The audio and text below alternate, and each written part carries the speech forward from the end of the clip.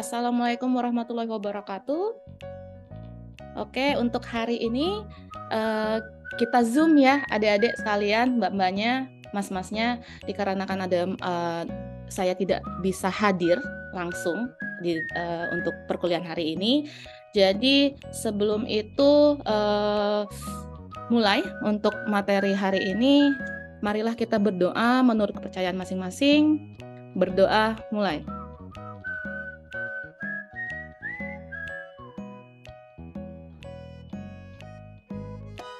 Selesai. Baiklah, sebelum Ibu untuk absen, gitu kan, untuk presensi, apa kabarnya nih? Pasti lagi ini ya, lagi ya sambil nyantai dengerin saya untuk menjelaskan mata kuliah hari ini. Nah, sebelum itu saya presensi dulu untuk Mbak Kuswatun ada? Hadir, Bu. Untuk Mas Nursiwan, maaf, Nur Yirwan ya. Iya, maaf Mas ya, salah. Terus ini ada Mas Julian, ada. Oke, ini ada Mbak Tuti. Hadir, Bu. Hadir, oke. Ini ada terakhir Mas Ishar ya. Oke, ini satu lagi nih kayaknya nggak datang ya. Untuk presensi online-nya Mbak Sonia nih lagi. Nanti bisa ditanyakan kenapa nggak hadir ya untuk pertemuan kali ini. Oke, untuk saya mulai. Jadi untuk kemarin kita udah pertemuan pertama untuk kontrak belajar. Jadi ini pertemuan kedua. Ya kemungkinan nanti Ibu akan jelasin lagi di kelas luring. Jadi untuk mohon maaf untuk hari ini Ibu tidak bisa hadir langsung. Jadi kita secara nge-Zoom. Oke. Untuk materi hari ini Ibu akan menjelaskan tentang konsep dasar algoritma pemrograman ya. Nah, untuk ringkasan dan sasaran materinya nanti bisa ini tentang konsep dasar algoritma pemrograman dan paradigma pemrograman. Dan sasaran materinya mahasiswa memahami konsep dasar algoritma pemrograman dan paradigma pemrograman. Oh ya, nanti untuk materinya setelah selesai mungkin Ibu akan upload ke LMS di ini ya, di LMS nanti bisa di download.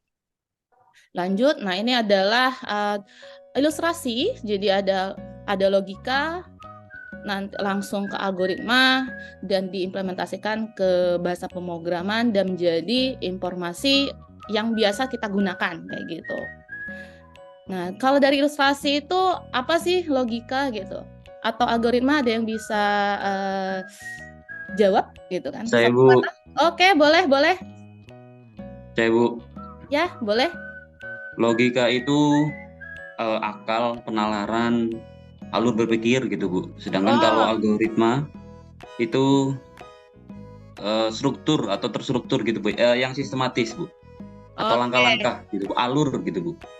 Oh, oke. Makasih Mas Ishar untuk jawabannya. Ya, hampir benar ya, kayak gitu ya, benar.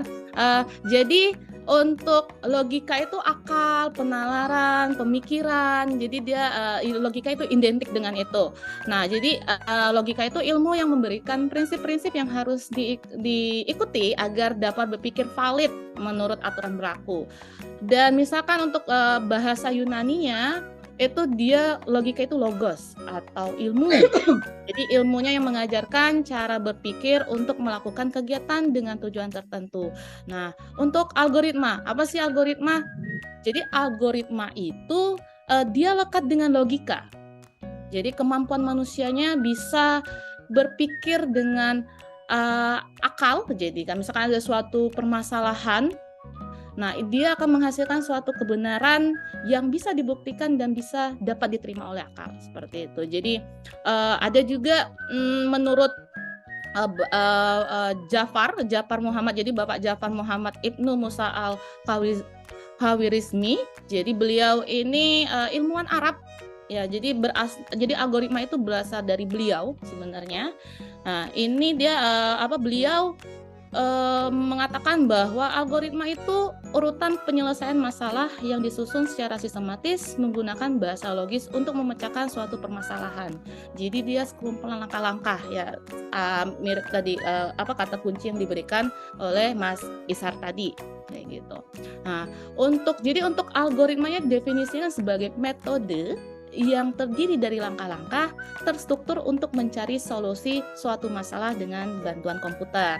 Nah, untuk komponen dari konsep algoritma itu ada 3. Jadi ada input atau masukan, ada processing, sama output atau keluaran. Nah, kalau di input ini dia bisa harus ya tahu dengan pemilihan variabel, konstanta, jenis variabel, terus dia parameternya. Jadi ini adalah bagian yang penting untuk diinputan, komponen inputan kayak gitu. Nah, untuk yang kedua itu ada processing atau proses. Nah, di sini nih sebagai inti dari komponen itu. Dia bisa membentuk konsep algoritma dari sebuah sistem. Dan terakhir itu ada komponen output atau keluaran.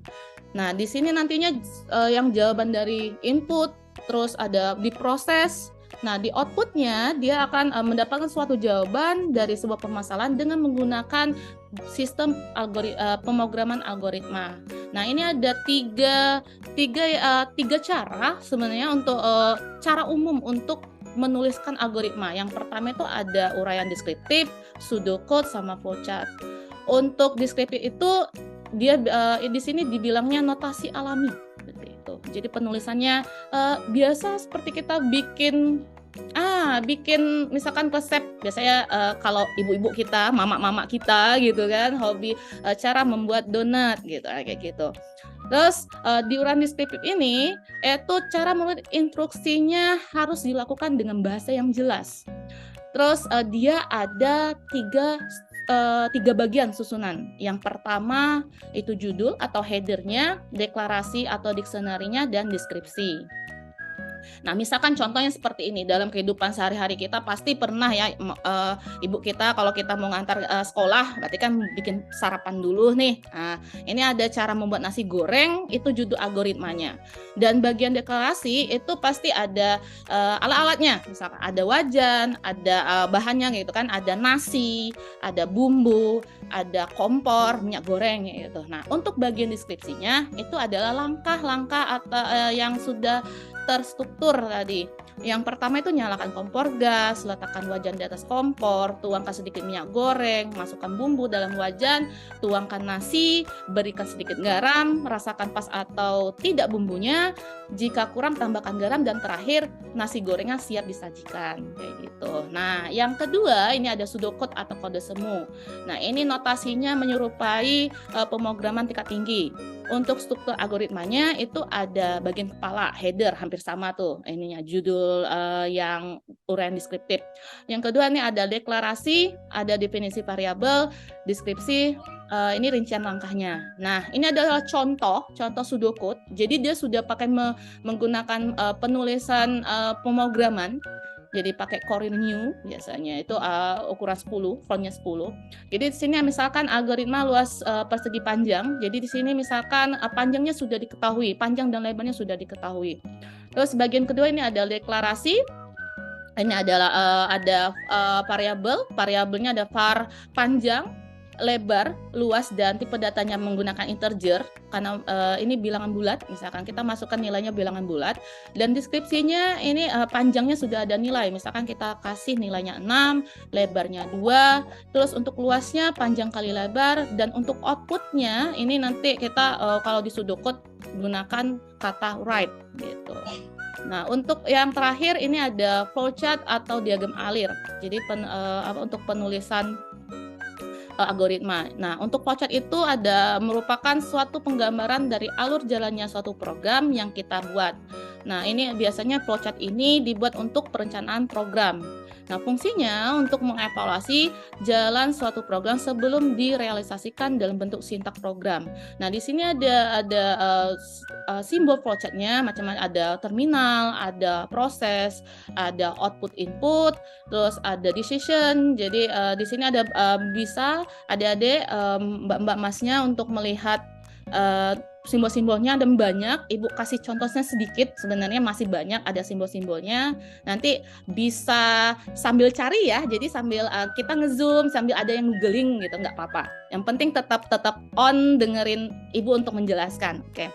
Nah, terus di sini untuk pedoman flowchart-nya, jadi flowchart-nya itu sebaiknya digambar dari atas ke bawah dan dimulai dari bagian kiri dan suatu halaman.